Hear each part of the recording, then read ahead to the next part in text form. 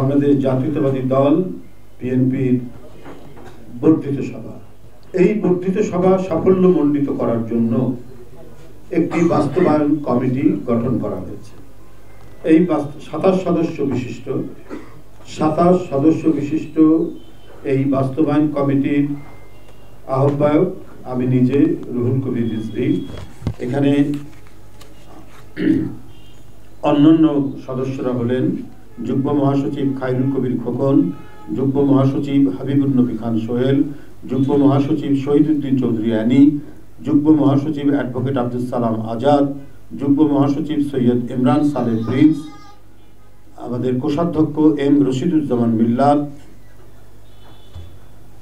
Media সেলের আহ্বায়ক doctor Moudud Hossain Alamgir Pavel, Dhaka বিভাগীয় সাংগঠনিক সম্পাদক বিএনপির জাতীয় নির্বাহী কমিটির কাজী সাইয়েদুল আলম বাবুল, চট্টগ্রাম বিভাগীয় সাংগঠনিক সম্পাদক মাহবুবুর রহমান শামীম, রাজশাহী বিভাগীয় সাংগঠনিক সম্পাদক অ্যাডভোকেট সৈয়দ শাহিন শওকত, রংপুর বিভাগীয় সাংগঠনিক সম্পাদক আসাদুল হাবিব দুলু, আলহাজ জিকে গৌস, সিলেট বিভাগীয় সাংগঠনিক সম্পাদক, কুমিল্লা বিভাগীয় সাংগঠনিক সম্পাদক অধ্যক্ষ সেলিম ভূঁইয়া, ময়মনসিংহ বিভাগীয় সাংগঠনিক সম্পাদক শরীফুল আলম, ফরিদপুর বিভাগীয় সাংগঠনিক সম্পাদক শামা ওবায়েদ এবং খুলনা বিভাগীয় সাংগঠনিক সম্পাদক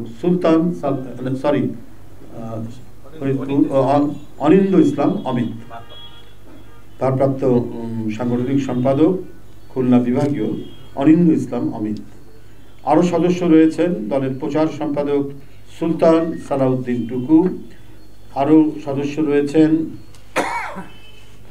দলের জাতীয় নির্বাহী কমিটির আন্তর্জাতিক বিষয়ক সম্পাদক ব্যারিস্টার নাসির উদ্দিন অসীম, তথ্য বিষয়ক সম্পাদক আজিজুল বাড়ি হেলাল, প্রশিক্ষণ বিষয়ক সম্পাদক এবিএম মোশাররফ হোসেন, ছাত্র বিষয়ক সম্পাদক রফিকুল ইসলাম বকুল, স্বেচ্ছাসেবক বিষয়ক সম্পাদক মীর শরাফত আলী সপু এবং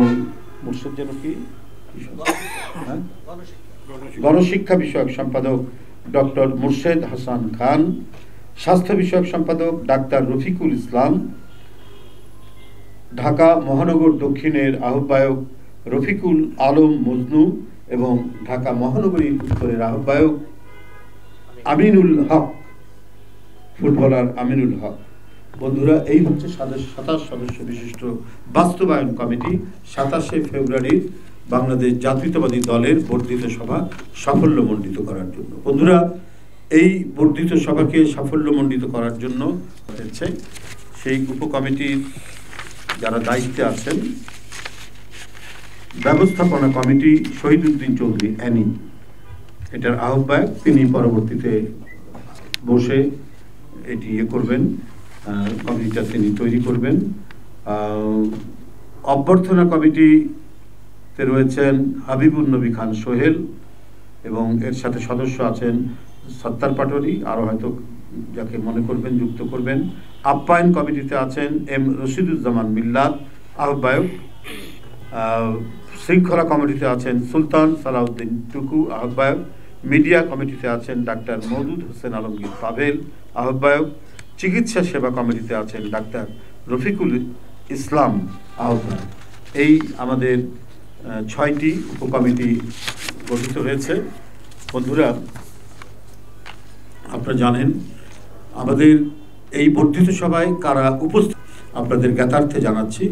এই বর্ধিত সভায় থাকবেন জাতীয় স্থায়ী কমিটি, বিএনপির জাতীয় স্থায়ী কমিটি, জাতীয় নির্বাহী কমিটি, আমাদের সম্পূর্ণ যে নির্বাহী কমিটি সে জাতীয় নির্বাহী কমিটি এবং চেয়ারপারসনের উপদেষ্টা কাউন্সিলের সদস্যবৃন্দ, যারা উপদেষ্টা কাউন্সিলের সদস্যবৃন্দ রয়েছেন তারা থাকবেন জেলা কমিটির প্রেসিডেন্ট সেক্রেটারি অথবা আহ্বায়ক সদস্য সচিব, জেলা কমিটির প্রেসিডেন্ট সেক্রেটারি আহ্বায়ক অথবা সদস্য সচিব, থাকবেন থানা, উপজেলা এবং পৌর কমিটির আহ্বায়ক ও সদস্য সচিব।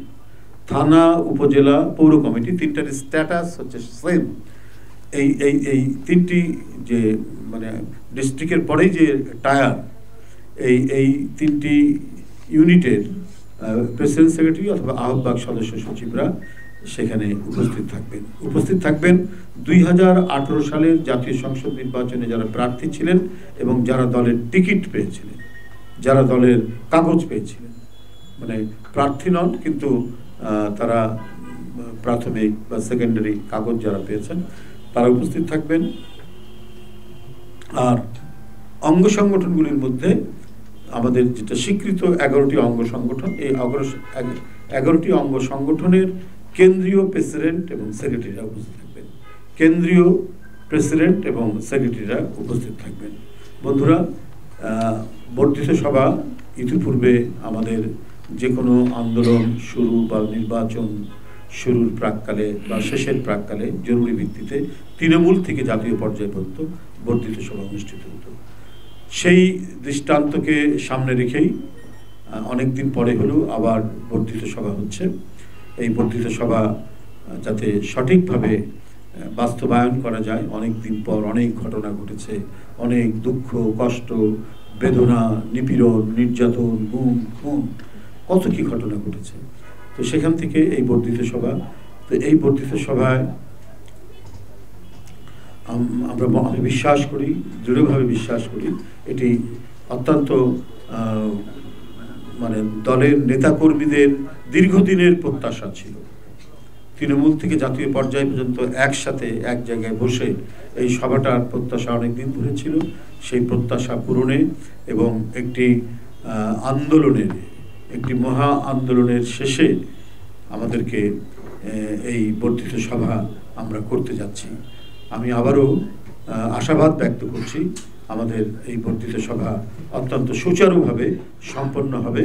যে বাস্তবায়ন কমিটি করা হয়েছে সেই বাস্তবায়ন কমিটির মাধ্যমে এদের নেতৃত্বে এটি খুব ভালোভাবে এটি সম্পন্ন হবে বলে আমরা আশা রাখি। এই হচ্ছে আমাদের আজকের মূল বক্তব্য। আপনারা কষ্ট করে আজকে এখানে উপস্থিত হয়েছেন, আপনাদের সকলকে আন্তরিক ধন্যবাদ ও শুভেচ্ছা জানিয়ে বক্তব্য শেষ করছি। স্থানটা আমরা কয়েকটি স্থান আমরা দেখছি, আমরা হয়তো এটা 2-3 দিনের মধ্যে জানিয়ে দেব।